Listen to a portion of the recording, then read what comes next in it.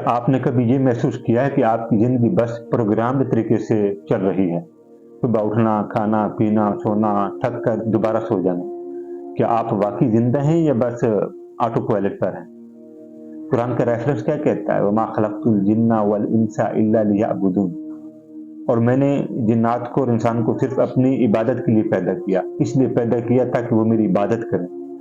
اب اس کا کنٹیکسٹ کیا ہے؟ اللہ تعالیٰ یہ واضح کر رہے ہیں کہ انسان کی تخلیق کا مقصد شعوری عبادت اور مقصدی زندگی تھا، نہ کہ بے مقصد روٹین۔ یارو یہ آٹو پائلٹ کی زندگی ہماری روحانیت اور ہماری ذہنی کیفیت ہم سے چھین رہی ہے۔ دل کے احساسات دب جاتے ہیں اور ہمارے جذبات سطح کے لیول پر چلے جاتے ہیں اور ہماری جو پوٹینشیل لیول کی جو طاقت ہوتی ہے وہ چھپ جاتی ہے۔ کیا یہ صرف عادت ہے یا کوئی گہرا مسئلہ؟ یارو حدیث شریف میں آتا ہے، نبی علیہ الصلوۃ والسلام فرماتے ہیں کہ کیا میں تمہیں تمہارے ان اعمال کے بارے میں نہ بتا دوں، وہ اعمال جو تمہارے رب کے نزدیک سب سے زیادہ پاکیزہ سمجھے جاتے ہیں اور تمہارے درجات کو بلند کرنے والے ہیں اور تمہیں تمہاری بہتری کی طرف راستہ دکھانے والے ہیں۔ یارو اس حدیث میں نبی علیہ الصلوۃ والسلام ہمیں ذکر الہی کی طرف منسوب کرنے کی کوشش کر رہے ہیں۔ اس حدیث سے یہ کنٹیکسٹ ملتا ہے کہ اللہ تعالیٰ کے ذکر کو شعور کے اور اخلاق کے درجے میں رہتے ہوئے بیان کرنا، یعنی اگر یوں کہا جائے تو غلط نہیں ہوگا کہ بیسیکلی اخلاقی اور شعوری درجے میں جو کام اعمال سر انجام دی جاتے ہیں وہی بہترین اعمال ہوتے ہیں۔ تو یارو ماڈرن سائیکالوجی کے مطابق یہ جو آٹو پائلٹ ہیبٹ ہوتی ہیں وہ انسان کے دماغ کو چھوٹے چھوٹے ریوارڈ کے اندر پروگرام کر دیتی ہیں، اور پھر ڈوپامین فریگمنٹیشن اور شالو تھنکنگ اور ایموشنل جو اسٹیبلٹی ہوتی ہے، یہ انسان کے اندر جو کنزیومر ایفرٹ ہوتی ہے وہ اس کو بالکل اسٹاک کر کے رکھ کے روک دیتی ہے۔ اور جب انسان اپنے سیلف اویئرنیس کو اگنور کرنا شروع کر دیتا ہے تو آہستہ آہستہ پھر وہ انسان اپنی جو گروتھ ہوتی ہے اس کو تو روک لیتا ہے، پھر وہ اپنے ایموشن پر کنٹرول نہیں حاصل کر سکتا۔ تو یہی وجہ ہوتی ہے کہ سائیکالوجی کے اکارڈنگ انسان تھنکنگ میں اور ڈیسیزن میں اور ایموشنل کنزیومر کی صورت میں بالکل پیچھے رہ جاتا ہے۔ اور اس پر قرآن کا ریفرنس بھی ہے، اللہ تعالیٰ قرآن پاک میں فرماتے ہیں وَمَا يَذْكُرُ إِلَّا أُولُو الْأَلْبَابِ، اور نصیحت وہی لوگ حاصل کرتے ہیں جو عقل والے ہوتے ہیں۔ یارو اب اس کا خلاصہ کیا ہے؟ اللہ تعالیٰ اہل علم اور اہل عقل کو یہ مخاطب کرتے ہوئے فرما رہے ہیں کہ وَمَا يَذْكُرُ إِلَّا أُولُو الْأَلْبَابِ، جو لوگ عقل رکھتے ہیں، سمجھ رکھتے ہیں، وہ ان چیزوں کو ایوائڈ کریں گے، اور شالو تھنکنگ، آبزرویشن، ایموشنل اور ڈوپامین فریگمنٹیشن، فرسٹریشن اور ان چیزوں کا جو لوگ شکار ہوتے ہیں تو وہ یہ آیت غور سے سن لیں، وَمَا يَذْكُرُ إِلَّا أُولُو الْأَلْبَابِ۔ اہل علم لوگ، اہل عقل والے لوگ جو ہیں، اللہ تعالیٰ ان کو مخاطب کر رہا ہے کہ تم یہ بے شعوری اور بے مقصدی زندگی سے باہر نکل آؤ اور نصیحت کے ساتھ اپنی زندگی کو دوبارہ سے شروع کرو۔ اور نبی علیہ الصلوۃ والسلام فرماتے ہیں کہ اللہ تعالیٰ تمہاری ظاہری شکل اور مال کی طرف نہیں دیکھتا بلکہ وہ تمہارے دل اور اعمال کی طرف دیکھتا ہے۔ اب یہ حدیث بھی ہمیں کیا سبق دے رہی ہے؟ یہ حدیث ہمیں یہ بتا رہی ہے کہ ہم جتنے بھی ایموشنل ہوں، ہمارے ڈیسیزن، ہماری فرسٹریشن، ہماری آبزرویشن، یہ سب دل اور ایمان کے تقوی کے اوپر یہ عمارت کھڑی کی جاتی ہے۔ اللہ تعالیٰ نے انسان کو شعور کے ساتھ پیدا کیا تاکہ وہ ہر عمل میں غور و فکر کرے۔ یارو یہ جو آٹو پائلٹ کی لائف ہوتی ہے، یہ اس میں عبادت صرف روٹین لگتی ہے، کام صرف ایک ذمہ داری بن جاتا ہے اور گفتگو صرف ایک عادت بن جاتی ہے۔ لیکن یہ قرآن ہوتا ہے جو انسان کو تدبر، تفکر اور ذکر کی طرف بلکہ تقوی کی طرف بلاتا ہے۔ یارو حضرت علی رضی اللہ تعالیٰ عنہ کی زندگی کو آپ اٹھا کے دیکھ لیں، ان کی زندگی کا ہر عمل ایک مقصدی زندگی تھا اور ان کی ہر زندگی کا کام ایک شعوری بیداری کے طور پر تھا، اور یہی وجہ تھی کہ حضرت علی رضی اللہ تعالیٰ عنہ کو تاریخ میں شیر خدا کا لقب قرار دیا گیا، اور وہ واحد صحابی تھے جو علم کے مرتبے پر ایک اعلیٰ معیاری شخصیت کے طور پر جانے اور پہچانے جاتے تھے۔ تو یہی وجہ ہے کہ حضرت علی رضی اللہ تعالیٰ عنہ کی زندگی کا جو معیار تھا وہ شعوری تھا، اور ان کی زندگی مقصدی زندگی تھی۔ اور ان کی نیت میں، ان کے دل میں تقوی، تفکر اور تدبر شامل تھا۔ یارو نبی علیہ الصلوۃ والسلام کی زندگی کو آپ دیکھ لیں، وہ ہمارے لیے بہترین اسوہ حسنہ ہے۔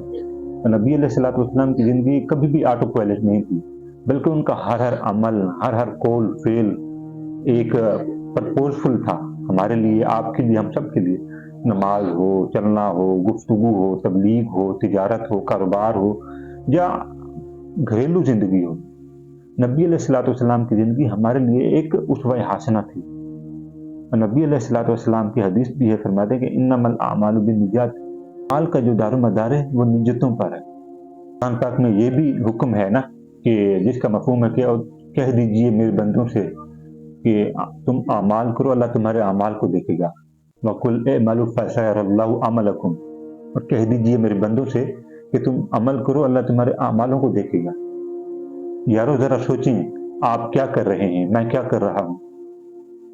کیا آج ہم اپنی زندگی کو شعوری طور پر اپنے اعمالوں کو تدبر و تفکر کے طور پر دیکھ رہے ہیں، یا اپنی زندگی کو صرف آٹو پائلٹ پر رکھا ہوا ہے؟ یارو یہ آٹو پائلٹ کی جو زندگی ہے نا، یہ آپ کی اور میری صلاحیتوں کو آہستہ آہستہ کنزیوم کر رہی ہے۔ روزمرہ زندگی میں اگر ہم کچھ اسٹیپ کو فالو کریں تو ہم اپنی زندگی کو بہتر بنا سکتے ہیں۔ پہلا اسٹیپ ہے روزمرہ معاملات میں اپنی نیت کو درست کریں۔ وہ حدیث ہے نا کہ انما الاعمال بالنیات، اعمال کا دار و مدار جو ہے نا وہ نیتوں پر ہے، تو اپنے کاموں میں، اپنے معاملات میں نیت کو اول ترجیح دیں۔ یہ پہلا اسٹیپ ہے۔ دوسری جو عادت ہے، دوسرا جو اسٹیپ ہے وہ ہے اپنے ہر عمل میں مائنڈفلنس کو شامل کریں، اور چلنا ہو، کھانا ہو، پینا ہو، سب میں آپ ایک شعوری عمل بیداری کے ساتھ سر انجام دیں۔ تیسرا جو اسٹیپ ہے وہ ہے آٹو پائلٹ ہیبٹ کو، جو آپ نے اپنی زندگی میں اپنی زندگی کو آٹو پائلٹ بنا کے رکھا ہوا ہے، اس کو آپ ریپلیس کریں اپنی زندگی سے ڈیلی کی ان ہیبٹ پر عمل کر کے، تاکہ آپ شعوری اور مقصدی زندگی میں حاصل ہو سکیں، قرآن اور دین کو سمجھ کر اپنی زندگی کو ایک پرفیکٹ ماڈل کے طور پر بنا سکیں۔ اور چوتھا جو اسٹیپ ہے وہ ہے ذکر کرنا، دعا کرنا، نماز میں اپنے آپ کو کنسسٹنس رکھنا۔ یہ وہ اسٹیپ ہے جو ہر مسلمان کو اپنی زندگی میں اس کو فرسٹ پریورٹی پہ رکھنا چاہیے۔ اگر ان اسٹیپ پر اور ان عادات پر ایک انسان اگر چلنا شروع کر دیتا ہے تو وہ قرآن پر بھی عمل کرنا شروع کر دیتا ہے، وہ حدیث پر بھی عمل کرنا شروع کر دیتا ہے۔ تو یہ تو ایک سمپل وے ہے جو میں نے آپ کو بیان کیا ہے کہ اگر ہم ان راستوں پر چل پڑیں تو ہم دین کو سمجھتے ہوئے بھی اپنی دنیاوی زندگی کو بہتر بنا سکتے ہیں۔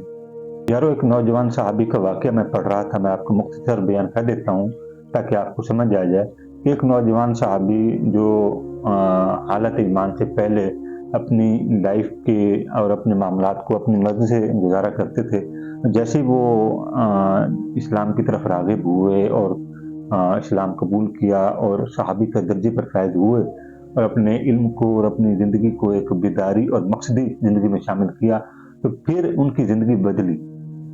اور کتابوں میں یہ بھی لکھا ہے کہ نتیجہ کیا نکلتا ہے جب ان معاملات سے انسان گزرتا ہے، تو کتابوں میں یہ بھی لکھا ہے کہ روحانیت بڑھتی ہے۔ اور یہ کتابوں کی کیفیت جب انسان اپنے دل کے تھرو بیان کرتا ہے اور دل کی کیفیت کتاب کی کیفیت سے جڑ جاتی ہے، تو پھر وہی شعور کے درجے کا وہ مقام ہوتا ہے کہ جب انسان مقصد کی زندگی حاصل کر لیتا ہے۔ اور مقصد کی زندگی ایسے نہیں حاصل ہوتی، انسان کو اپنے کاموں کو بدلنا پڑتا ہے، اپنی روٹین کو بدلنا پڑتا ہے، اپنی ترجیحات کو چینج کرنا پڑتا ہے، اپنی پریورٹی میں کنسسٹنس ود پریئر رہنا پڑتا ہے، کنسسٹنس ود ذکر رہنا پڑتا ہے، کنسسٹنس ود دعا رہنا پڑتا ہے، پھر جا کر انسان کی تعلیمی سفر میں بنیادیں مضبوط ہوتی ہیں۔ اور جب یہ لاشعوری سے شعوری اور شعوری سے مقصدی زندگی کا سفر جب طے کیا، صحابہ کی لائف کیسے بدلی وہ آپ کے سامنے ہے۔ یارو آٹو پائلٹ زندگی جو ہوتی ہے نا، یہ لو پوٹینشیل ہوتی ہے، انسان کی زندگی کو ایک بے مقصد راستے کی طرف گامزن کر دیتی ہے جس میں کوئی روٹین نہیں ہوتی۔ اور جو کانشیس لیونگ لائف ہوتی ہے انسان کی، وہ لانگ ٹرم فریڈم اور پلس گروتھ کی پوٹینشیل ایکٹیویٹی میں انسان کو بہت کچھ سکھاتی ہے۔ شعوری زندگی، مقصد کی زندگی اور علم کی ترقی اور روحانیت کی زندگی کا سبب بننے پر مجبور کر دیتی ہے یہ کانشیس لیونگ کی لائف۔ اور یارو قرآن پاک کی آیت ہے، اللہ تعالیٰ فرماتے ہیں فَاذْكُرُونِی أَذْكُرْكُمْ، بس تم مجھے یاد کرو میں تمہیں یاد رکھوں گا، تم میرا ذکر کرو میں تمہارا ذکر کروں گا۔ اگر انسان آٹو پائلٹ میں اپنی زندگی کو گزار دے تو انسان کی پوری زندگی خاموشی سے گزر جاتی ہے، لیکن اگر وہی انسان اپنی زندگی کو شعور کے ساتھ، مقصد کے ساتھ جینا سیکھ لے تو انسان کی پوری زندگی، انسان کا پورا نظریہ اور انسان کا پورا زاویہ اور پورا کا پورا پرسپیکٹر چینج ہو کر رہ جاتا ہے، اور وہ شعور کے اس درجے پر پہنچ جاتا ہے جس میں روحانیت بھی ہوتی ہے، ترقی بھی ہوتی ہے اور مقصد کی لائف بھی ہوتی ہے۔